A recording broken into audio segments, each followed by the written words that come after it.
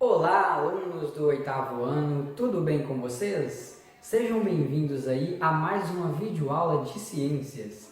E na aula de hoje nós vamos estudar aí leis da gravitação. Nós vamos estudar as leis de Kepler e também a influência que Isaac Newton teve sobre a gravitação universal.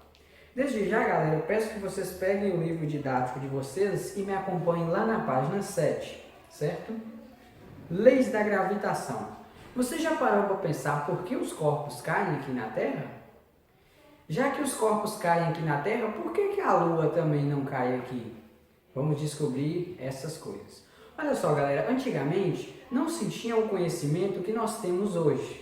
Por exemplo, antigamente as pessoas lá da Grécia, eles achavam que os corpos que vivem que estão no espaço, no caso os outros planetas e a Lua, eram corpos perfeitos, que estavam em perfeita sincronia no universo. Por isso que eles já tinham o seu lugar lá e por isso que não caíam aqui na Terra. E que os corpos aqui da Terra eram corpos imperfeitos, que procuravam a sua perfeição aqui na Terra, que por isso que eles caíam aqui na Terra. Só que com a descoberta aí da gravidade, essa coisa aí foi contestada. Vamos ver aqui agora as leis de Kepler, que foi um estudioso a respeito aí do movimento dos astros. E ele teve 3 leis aí. Vamos descobrir. Olha só, o alemão Johannes Kepler, galera, ele era um professor de matemática e de astronomia. Lá por volta de 1600, ele foi convidado para ser assistente de Tycho Brahe. Nós já estudamos sobre Tycho Brahe, que foi aquele lá que inventou o modelo híbrido, no qual os planetas giravam ao redor do Sol e o Sol girava ao redor da Terra. Após o falecimento aí de Tycho Brahe, Kepler ele pegou os estudos que já estavam feitos aí por Tycho e aprofundou sobre o movimento dos astros. E com isso ele teve aí as 3 leis. Ele buscava entender como era o movimento dos astros aí. Então, para isso ele fundou aí a primeira lei, que é conhecida como a lei das órbitas. Para quem não lembra, nós estudamos lá no 6º ano o que é uma órbita. Órbita é o movimento que o planeta faz em torno do Sol, certo? E que também a Lua faz em torno da Terra. Olha só, desde o início lá do universo, do sistema solar, as pessoas achavam que o movimento que tinha lá, depois que foi descoberto, é claro, o movimento heliocêntrico. Porque antigamente as pessoas achavam que o Sol girava em torno da Terra. Mas as pessoas achavam que esse movimento era um círculo perfeito. Na verdade não é. É uma circunferência oval, que tem o nome de elipse. Então Kepler foi lá e fundou a sua primeira lei, que é chamada de lei das órbitas, em que os planetas ele não tem um movimento circular perfeito em torno do Sol, e sim um movimento oval que é conhecido como uma elipse. No centro dessa elipse nós temos 2 focos, o foco 1 e o foco 2. O foco 1 é o Sol. Esse traço aqui, gente, para a linha, ela é chamado de raio. Nós já vimos lá raios em circunferência. Então aqui é a mesma coisa. Um desses focos, eu já falei para vocês, que é o Sol. O que acontece? O planeta ele faz uma órbita elíptica em relação ao Sol. Então vai ter momentos em que o planeta vai estar mais distante do Sol e vai ter outros que vai estar aqui mais próximo do Sol. Nós podemos ver essa diferença aí, gente, lá na página 8, que tem assim, distância entre a Terra e o Sol. Então você pode perceber aqui nessa página que temos aí que a menor distância entre o Sol e a Terra é de 147 milhões de quilômetros. E a maior distância é de 152 milhões de quilômetros. E quando está aí na média, essa distância fica com cerca de 149.500 milhões. Bom, de posse aí da primeira lei, galera, vamos agora para a segunda lei de Kepler. A segunda lei diz o seguinte: o segmento aqui que une as áreas entre o Sol e a elipse são áreas iguais e percorre em tempos iguais. Espera aí que eu vou explicar direitinho para vocês. Olha só, suponhamos que aqui nós temos o planeta Terra em dois momentos diferentes circulando aí o planeta. Olha só, galera, aqui nós temos duas áreas. Nós temos a área AB e nós temos aqui a área CD. Olha só, deixa eu falar para vocês. A lei de Kepler, a segunda, consiste no seguinte. Um planeta ele percorre o mesmo tempo em ambas as áreas que tiver aqui nessa elipse. Olha só, a Terra do ponto A para o ponto B vai percorrer o mesmo tempo que ela tem aqui no ponto C até o ponto D. Mas como assim, professor? Se aqui a distância é menor, por que aqui a Terra vai correr um tempo, a Terra vai ter o mesmo tempo de distância que tem aqui? O que diz essa segunda lei? Diz o seguinte, galera, olha só, planetas que estão mais longe do Sol, que é chamado do período afélio, é quando o planeta está mais distante do Sol, ele percorre o planeta aqui, ele anda mais devagar. Quando ele está no período de afélio, o planeta ele vai andar um pouco mais lento.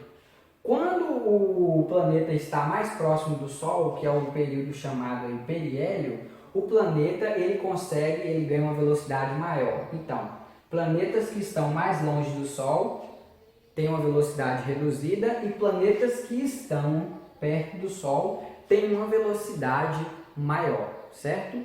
Ele percorre o mesmo tempo que em qualquer área aqui, só que o que muda aí é a velocidade. Lembre-se disso. Mais perto do Sol, que é o periélio, o planeta ele anda numa velocidade maior. Quando está mais distante do Sol, que é o período de afélio, o planeta ele percorre um tempo, o mesmo tempo que ele teve aqui, porém a sua velocidade ela é reduzida. Vamos aí então agora para a terceira lei de Kepler, que é a lei dos períodos. Olha só, gente, nós já descobrimos que a distância entre o planeta Terra e o Sol é de aproximadamente 150 milhões de quilômetros. Só que, para não escrever números tão extensos, eles criaram uma unidade astronômica com relação à Terra. Ou seja, o raio aqui, ó, que é a distância entre a Terra e o Sol, é de 150 milhões de quilômetros. Então, eles utilizam uma unidade astronômica chamada de uma UA. Então, quer dizer que uma UA corresponde a 150 milhões de quilômetros de distância entre a Terra e o Sol. Vou dar um exemplo.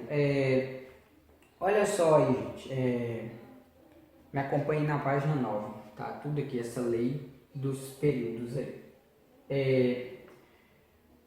Urano, galera, está 19 vezes de distância do Sol em relação à Terra. Então quer dizer que lá em Urano ele tem 19 UA, ou seja, 19 vezes a distância da Terra em relação ao Sol.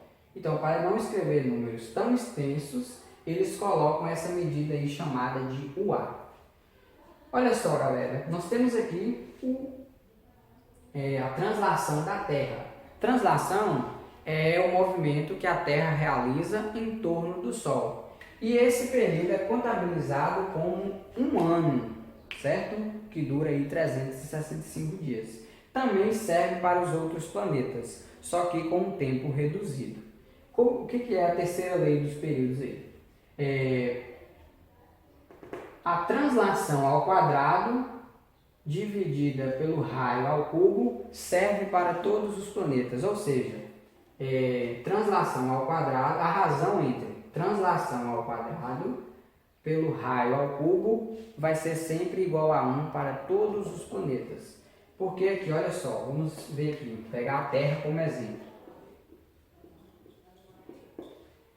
A Terra está a 1A de distância do Sol, então o raio da Terra é igual a 1 ao cubo. A translação da Terra é de 1 ano.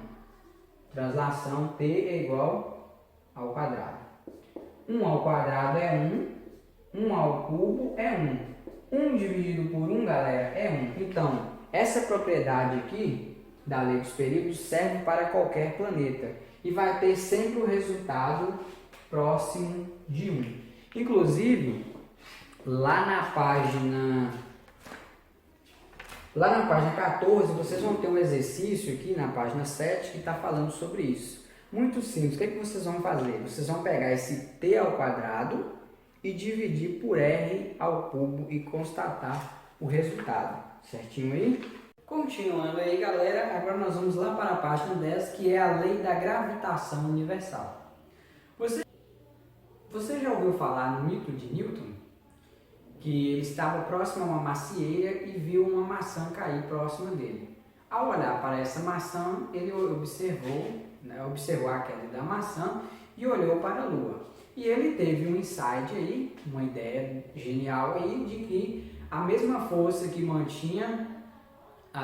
que fez com que a maçã caísse no chão, era a mesma força que atuava lá sobre os astros. Então, ele deduziu aí sobre a gravidade universal. Gravidade, referência aí à força que mantém os corpos aqui na Terra, e universal porque essa gravidade atua tanto aqui para a Terra, quanto para os astros espalhados aí no espaço. Olha só, galera, após Newton e Kepler terem publicado aí alguns livros sobre o movimento dos planetas e sobre a gravidade, Newton propôs que essa força que mantinha o movimento elíptico em relação ao Sol era a chamada de força gravitacional. Olha só, temos aqui um exemplo da ação da gravidade. Nós já sabemos aí que a força que mantém nós aqui na Terra é a gravidade, e que essa gravidade ela varia de um corpo para outro. Como que varia? Olha só, gente. Nós temos aqui dois astros. Obviamente esse aqui ele é maior e o outro é menor. Olha só, como que funciona a gravidade? Corpos maiores, eles têm a tendência de atrair os corpos menores. É por isso que o Sol ele atrai a Terra e a Lua é atraída pela Terra, certo? Só que, então, quanto maior for um astro e menor for o outro, maior vai ser a força de atração, ok? Os maiores conseguem atrair os corpos menores. Só que, olha só, a distância também influencia nessa gravidade. Olha só, galera. Suponhamos que a força de gravidade aqui é de 2. Aumentei a distância entre esses dois astros. Agora, essa força de gravidade ela vai diminuir pela metade. Então, por mais que um corpo ele é maior do que o outro, a força de gravidade ela é também influenciada pela distância. Aqui, esse corpo vai ter maior força de atração em relação ao menor. Aqui, essa força ela vai ser diminuída, porém mantendo sempre maior com a ação de força gravitacional. Certo aí, galera? Olha só, nós temos aí então a constatação do fato de que a mesma força que fez com que a maçã caísse na Terra também funciona lá para a Lua. Mas e por que a Lua não cai aqui na Terra? Olha só, galera, para isso vocês têm que voltar desde lá do 6º ano que nós aprendemos aí sobre a origem do universo. Que quando foi formado o Sol, ao redor do Sol ficou um disco giratório de gás e poeira. E pelo sentido de giro desse gás, os astros também mantiveram essa velocidade aí. Vocês têm uma experiência aí, galera, na página 11. Eu peço que vocês façam aí essa experiência para vocês terem uma noção aí por que a Lua ela não sai daqui da Terra ou também não cai aqui na Terra. Olha só, continuando aí, vamos lá para a página 12. Olha só, galera, por que a Lua não cai aqui na Terra? Vejamos. Já falei com vocês que quando o sistema solar foi criado, ficou um disco giratório de gás e poeira. Então, os planetas, quando foram criados, continuaram com essa inércia, ou seja, um movimento circulatório sem pausa. Quando a Lua foi criada, a mesma coisa aqui em relação à Terra.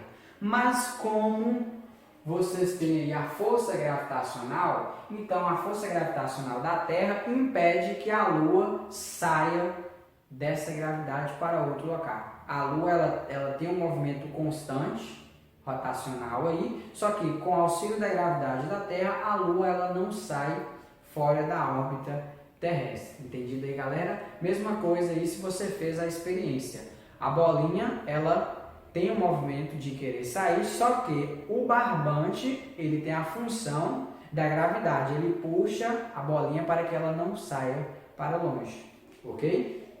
Olha só, galera, então tem uma controvérsia aí com relação aos objetos caírem aqui na Terra.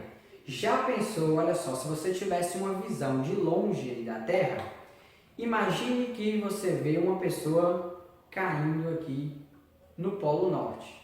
Ou seja, você está distante da Terra e está observando uma pessoa caindo no Polo Norte. Claramente você vai ver essa pessoa caindo aqui para baixo, certo?